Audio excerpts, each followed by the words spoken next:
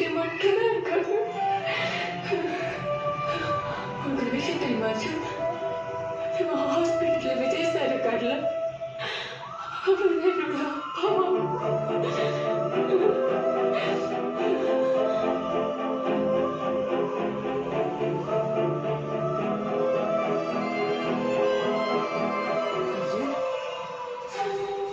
எவ்வளவு பெரிய விஷயத்த சொல்றேன்.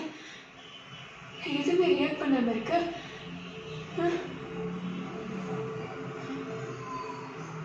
உனக்கு முன்னாடியே தெரியுமா? சொல்ல அர்ஜுன். தெரியும் ரீனா.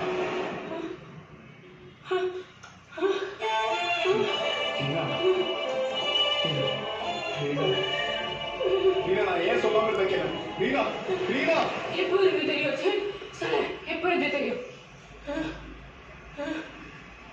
சாரதா இருந்த நாள்ல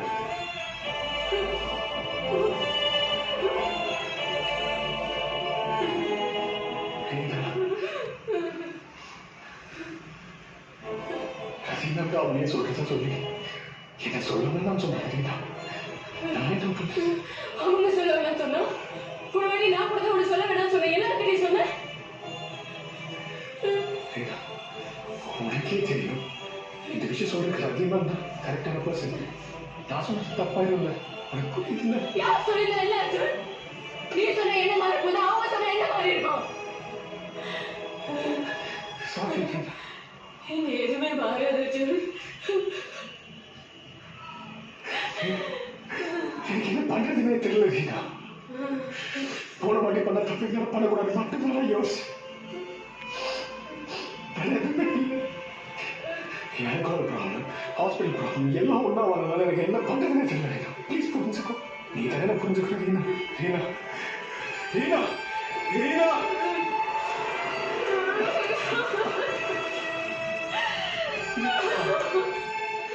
அவங்க வீட்டை கட்டிட்டு வர போட காத்து கட்டி வச்சு நன்மை நீங்க ப்ளீஸ் புரிஞ்சுக்கோ ரீனா.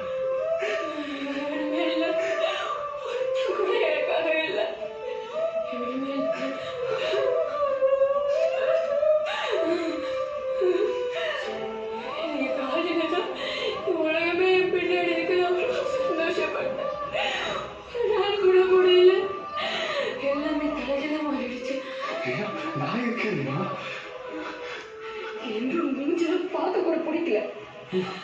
அப்படிதான் சொல்லாதீங்கன்னா என்னால முடியல. நீ மட்டும் இருக்கீங்க. சாமி